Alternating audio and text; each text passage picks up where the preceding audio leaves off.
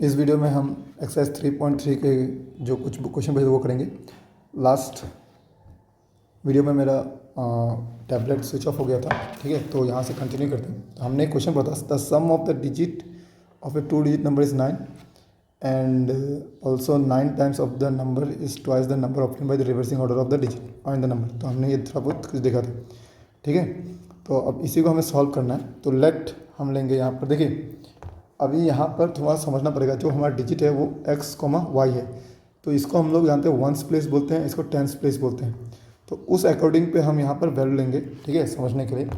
तो यहाँ पर सिंपल लिखेंगे solution of roman 3, let the 10 place, let the digit in tens place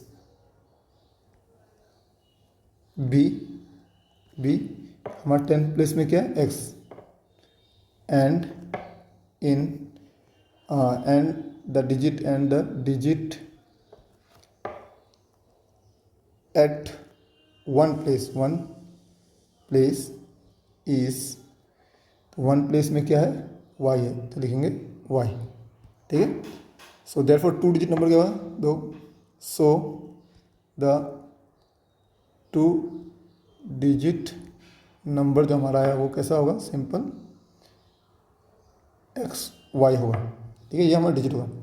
now according to question के हिसाब से क्या बोल रहा है, क्वेश्चन के हिसाब से बोल रहा है कि sum of the digit of 2 digit number is 9, मतलब x प्लस वाई करेंगे तो 9 आएगा। ये पहला इक्वेशन में दिया हुआ है, लेकिन दूसरा इक्वेशन में समझना है। देखिए दूसरा इक्वेशन में कंडीशन में क्या है, the 9 time of this number, मतलब ये नंबर का 9 टाइम, मतलब 9 इंटू XY करेंगे इज, मतलब ये इक्वल है किसका, twice the number obtain by reversing the order.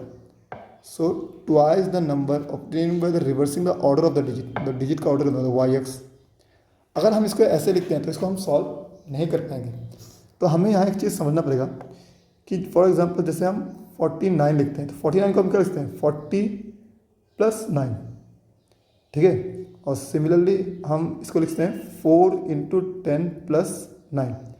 अब 49 की जगह पे मान लीजिए XY होता, तो 4 का वैल्यू हमारा कंपेयर करना है X से और Y का वैल्यू करना है 9, तो हम इसको क्या लिख सकते हैं X इंटू 10 प्लस Y।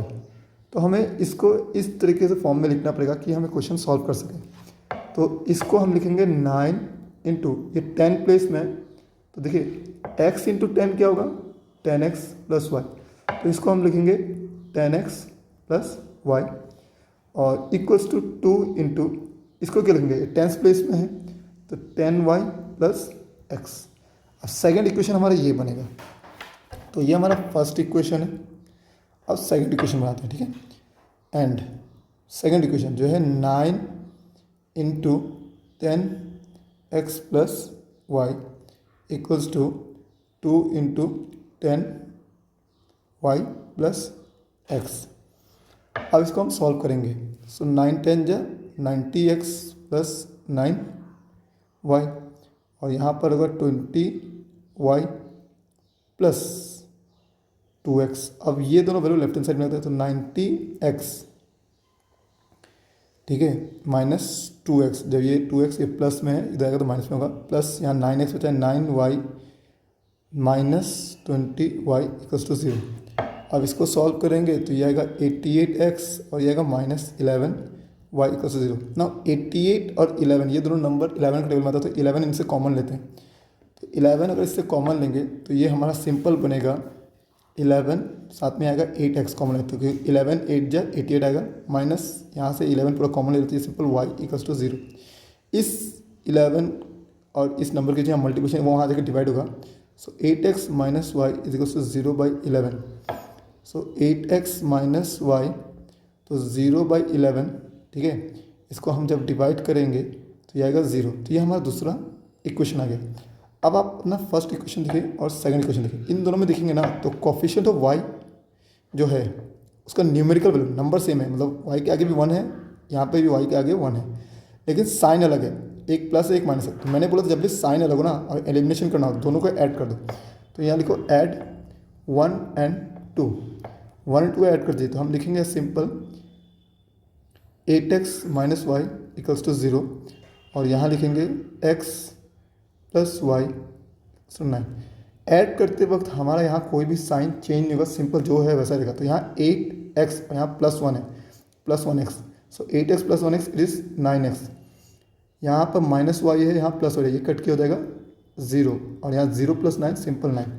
सो ये आ गया 9x इक्वल्स टू 9। तो x का वैल्यू हो गया 9 डिवाइडेड बाई 9, 9 1 9, 9 1 9। सो x का हमारा वैल्यू आ गया 1। अब y का वैल्यू निकालना है, तो फ्रॉम 1 या 2 किसी में से निकाले। अब फ्रॉम 1 तो हमारा x plus y equals to 9 है, तो x का वैल्यू 1 है प्लस वाई इक्वल्स टू 9। तो यहाँ से y का वैल्यू क्या आएगा 9 माइनस 1 इक्वल्स टू 8। तो हमारा यहाँ पर 8 y का वैल्यू क्या आया 8। सो देयरफॉर हमें क्या निकाला था, find the number. Therefore the required number is, पहले क्या वैल्यू था हमारा, हमने क्या लिया था कि टेंस प्लेस में x है, मतलब हमारा जो नंबर था वो xy था। तो टेंस प्लेस में से तो x का वैल्यू कितना आया हमारा 1, तो हम लिखेंगे 1 और y का वैल्यू कितना है 8, लिखेंगे 8। सो हमारा 18 फाइनल आंसर हो जाए। 2 डिजिट नंबर जो वो है 18। तो जब भी ऐसा क्वेश्चन आए तो आपको याद होना इसको इस प्रकार से ब्रेक करना होगा, आप डायरेक्ट ऐसे सॉल्व नहीं कर सकते हैं। सो नाउ नेक्स्ट क्वेश्चन जो है रोमन नंबर 4 है, क्वेश्चन नंबर 2 का। इस क्वेश्चन में क्या बोल रहे हैं, Meena went to the bank to withdraw ₹2000। तो मीना ने टोटल 2000 रुपीज़ विड्रॉ किया।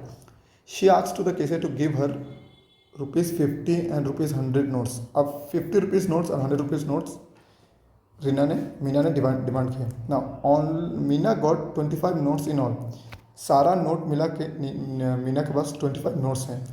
Find how many notes of ₹50 and ₹100 she receive. तो हमें नंबर ऑफ नोट्स निकालना है कि 50 रुपीज़ का नोट्स कितना है और 100 रुपीज़ का नोट्स कितना है। सो इसको हम लोग लेट लेते हैं, let the number of 50 rupees note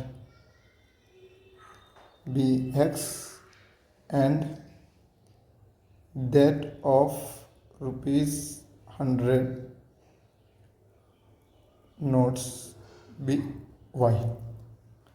तो यहाँ पर क्या बोला है, मीना को टोटल नोट्स कितना मिला 25 नोट्स। तो इस हिसाब से हमारा पहला इक्वेशन क्या बनेगा, अकॉर्डिंग टू क्वेश्चन जो मीना पर टोटल नोट्स 25 मिला, उसमें से 50 रुपीज़ नोट्स x हैं और 100 rupees note y। That means x plus y हमारा क्या होगा 25। ये पहला हमारा इक्वेशन बनेगा कि दोनों नोट मिला के टोटल 25 नोट्स हैं।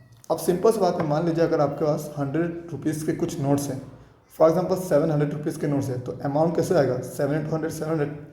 तो मीना को टोटल अमाउंट मिला 2000।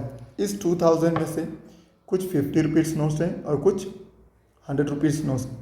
तो इन सारे 50 रुपीज़ नोट्स और 100 रुपीज़ नोट्स को मिला के ना 2000 होगा। तो दैट मीन्स मीना के पास x 50 रुपीज़ नोट्स है, तो उसका वैल्यू क्या होगा, टोटल वैल्यू जो 50 रुपीज़ नोट्स के लिए आ रहा है वो क्या होगा x से मल्टीप्लाई।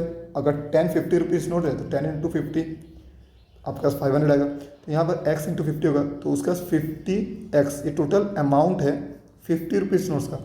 सिमिलरली 100 रुपीज़ नोट्स है जो कि y नंबर है, तो ये कितना होगा 100 × y, सिंपल y से इंटू करना है। और इन दोनों को ऐड करने से मीना का टोटल अमाउंट होता है 2000। अब आपका ये दूसरा इक्वेशन बना है, अब इस दूसरे इक्वेशन को आपको सॉल्व करना है। And 50x plus 100y equals to 2000। अब यहाँ मुझे दिख रहा है यहाँ पर कुछ कॉमन है, ये सारे के सारे नंबर 50 से डिवाइड हो सकता है, या 50 कॉमन ले लो। तो अगर 50 यहाँ से कॉमन लेते हैं तो ये x प्लस 2y बचेगा और यहाँ पर ये 2000 बचेगा। सो यहाँ पर x प्लस 2y 50 को राइट हैंड साइड लेके जाएंगे तो डिवाइड होगा बाई 50। तो ये एक जीरो कटा, यहाँ से कटा, तो ये आ गया हमारा सिंपल 40, क्योंकि 540 जब 400 होता है। तो x प्लस 2y क्या है, simple x plus 2y equals to 40। तो ये हमारा सेकंड इक्वेशन है। अब सिंपल देखिए x का जो यहाँ पर कोफिशिएंट है दोनों का सेम है और सेम साइन है, तो दोनों सब्ट्रैक्ट कर दो। सो इक्वेशन 2 को 1 से माइनस करते हैं सिंपल। तो यहाँ पर क्या लिखेंगे x plus 2y equals to 40, equation 2 पर लिखेंगे फिर x plus y equals to 25। अब इक्वेशन 1 माइनस इक्वेशन 2 भी कर सकते हैं, सेम ही आंसर आएगा। अब मैंने क्या हो जाए माइनस करते हैं, इनका साइन चेंज होती है, यहाँ प्लस है अब ये माइनस बन जाएगा, यहाँ भी प्लस है माइनस बन जाएगा, यहाँ भी ये प्लस है माइनस बन जाएगा। तो x माइनस एक्स ये हमारा हो गया 0। तो यहाँ प्लस 2x माइनस यहाँ पर क्या बोलो 1, तो plus 2x minus 1 it is plus 1y। Simple यहाँ 40 माइनस 25, 40 माइनस 25 इट इज़ 15। तो y का वैल्यू कितना है 15, और y हमारा क्या था 100 रुपीज़ नोट्स। तो हमारा 100 रुपीज़ नोट्स कितने हैं 15 है। फ्रॉम वन x का वैल्यू हम निकाल लेंगे x plus y equals to 25। तो x का वैल्यू हमारा होगा x plus 15 equals to 25। So x equals to 25 minus 15। So x का वैल्यू कितना है 10। सो हम लिखना therefore there 10 50 rupees notes and 15 100 rupees notes हमारे पास है। तो ये हो गया हमारा फाइनल आंसर। सो नेक्स्ट हम क्वेश्चन में आगे बढ़ते हैं। अब नेक्स्ट जो क्वेश्चन है यहाँ पर क्या है, a lending library has a fix charge for the first 3 days and additional charge for the each days thereafter. Sarita paid ₹27 for a book kept for 7 days, and while Sushi paid ₹21 for the book she kept for 5 days. Find the fixed charge and for each extra day. तो यहाँ पर थोड़ा बहुत ही taxi वाला जैसे question है। अब यहाँ समझना है कि फर्स्ट 3 डे के लिए यहाँ पर फिक्स चार्ज है, फर्स्ट 3 डे के लिए आपको फिक्स चार्ज देना ही पड़ेगा, और उसके बाद 3 डे के बाद जो 4th डे 5th डे होगा, आप जितना दिन के लिए बुक को अपने पास रखेंगे उस हिसाब से हमें हर डे का पे करना है। तो यहाँ पर मैं सिंपल समझना है कि जो सरिता है, ठीक है, जो सरिता है उसने 7 डेज़ के लिए बुक रखा होगा। तो 7 डेज़ के लिए जो फर्स्ट 3 डेज़ है उसके लिए उसका फिक्स चार्ज होगा, मान लीजिए फिक्स चार्ज x है, और बाकी जो 4 डेज़ है ना उसके लिए उसको हर दिन का अलग से पे करना पड़ेगा। अब मान लेते हैं पर डे का कॉस्ट y रुपीज़ है, तो अगर 1 डे का y है तो जैसे 1 डे का मान ले 10 रुपीज़ है तो वो 10 आएगा। 2 डे का होगा तो 2 × 10 20, 3 डे का होगा तो 3 × 10 30, 4 डे का होगा तो 4 × 10 40। तो सिमिलरली y रुपीज़ है, तो कितने दिन के लिए रखा है उसने बुक 4 डे के लिए, तो हर रोज़ उसे y रुपीज़ देना है। तो इसका मतलब उसको एक्स्ट्रा कितना पे करना पड़ेगा यहाँ पर 4 × y 4y। अब ये दोनों मिल के जो टोटल अमाउंट है वो बनता है। तो सरिता का टोटल अमाउंट कितना था 27। सो ये हमारा होगा ₹27। ये पहला क्वेश्चन हो गया। सिमिलरली जो सुशी थी उसने बुक कितने दिन के लिए रखा 5 डे। 5 डे में 3 डे के लिए उसको एक्स्ट्रा पे फिक्स पे करना ही पड़ेगा, वो है x रुपीज़। बाकी 2 दिन बचा तो हर रोज़ का y रुपीज़ कॉस्ट था, तो 2 दिन के लिए कितना होगा प्लस 2y, ये मिलके हमारा कितना होगा ₹21। अब ये 2 इक्वेशन बन गया, आपको इसको सॉल्व करना है। फाइनली आपको फिक्स चार्ज और charge for each extra day आपको निकालना है। तो बहुत सिंपल है। तो सोल्यूशन चलिए स्टार्ट करते हैं। Solution of question number 5। So let पकड़ते हैं, लेट द फिक्स चार्ज ठीक है, fix charge be ₹x and charge additional charge लिखिए, charge for each extra day is ₹y। तो अब हमारा अकॉर्डिंग टू क्वेश्चन क्या बना, 2 इक्वेशन फॉर सरिता। आपका सरिता के लिए क्या बनेगा, simple x plus 4y equals to 27 and for Suji आपके लिए क्या बनेगा x plus 2y equals to 21, जो मैंने अभी बनाया था। अब ये इक्वेशन 1 हो गया और ये इक्वेशन 2 हो गया, और सिंपल दिख रहा है दोनों का x का कोफिशिएंट सेम है, साइन भी सेम है, दोनों को सब्ट्रैक्ट करते हैं। और सब्ट्रैक्ट इक्वेशन 2 और इक्वेशन 1 को सब्ट्रैक्ट कर दीजिए। तो 2 को ऊपर लिखते हैं x plus 2y equals to 21, और यहाँ लिखते हैं x plus 4y equals to 27। अब सब्ट्रैक्ट करना है तो ये साइन चेंज होगा, ये माइनस हो जाएगा, ये प्लस, ये भी माइनस होगा, ये भी माइनस होगा। सो माइनस यहाँ प्लस x माइनस x क्या होगा, ये 0, यहाँ प्लस 2 माइनस 4, तो बड़ा 4 है तो माइनस आएगा साइन, तो 2 से 4 को माइनस करेंगे तो 2 आएगा, साथ में y। यहाँ पर 27 बड़ा है 21 से, तो माइनस साइन आएगा, तो साइन अभी माइनस है, तो 27 से 21 को माइनस करेंगे तो 6 आएगा। सो यहाँ पर minus 2y equals to minus 6 आया, तो y equals to minus 6 by minus 2, minus minus cut गया, यहाँ पर 6 2 1 2 2 3 6, तो y का वैल्यू कितना है 3। तो ये हमारा y क्या था, charge for each extra day, तो हर रोज़ हमें 3 रुपये एक्स्ट्रा देना पड़ेगा। सो फ्रॉम 1 हम लोग x का वैल्यू निकालना है, x equals to x plus 4y equals to 27। So x equals to 4 into y का value 3 equals to 27। So x plus 12 equals to 27 यहाँ पर होगा, और यहाँ पर x equals to 27 minus 12। So x का वैल्यू कितना है 15, तो ये फिक्स चार्ज फॉर 3 डेज हमें 15 रुपीज़ देना होगा। तो सिंपल इस तरह से आपको क्वेश्चन करना है। तो जब भी आप वर्ड प्रॉब्लम सॉल्व करें तो वर्ड प्रॉब्लम के क्वेश्चन को बहुत अच्छे से समझें। अगर क्वेश्चन समझ में नहीं आएगा तो आप सोल्यूशन नहीं निकाल पाएंगे। लेकिन क्वेश्चन को समझना है, ज़रूरत पड़े तो रफली फर्स्ट आप ऐसे रफ में सॉल्व करें, फिर उसका एक क्वेश्चन बनाएं, फिर यहाँ पर लिखना स्टार्ट करें। तो ये हमारा क्लास 10 का चैप्टर 3 जो pair of linear equation 2 variable है, ये पूरा कंप्लीट हो गया है। अब बाकी जितने बुक में एग्जांपल्स हैं वो भी आप सॉल्व कर लीजिएगा।